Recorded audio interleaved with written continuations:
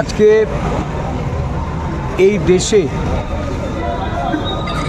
মনীষীদের তাদের অবমাননা করা, তাদের অপমান করা, তাদের প্রতি অবিচার, এটা সমগ্র ভারতবর্ষই লক্ষ্য করছে।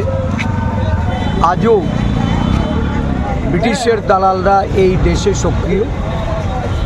আমরা জাতীয় কংগ্রেসের পক্ষ থেকে ভারতীয় মনীষীদের তাদের মর্যাদা রক্ষার্থে, তাদের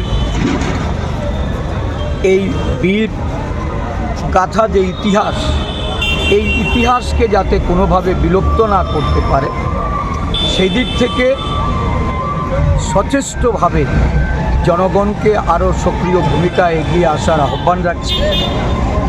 সমগ্র দেশ জুড়ে আজকে এই দিনটি যথাযথ মর্যাদার সঙ্গে পালিত হচ্ছে।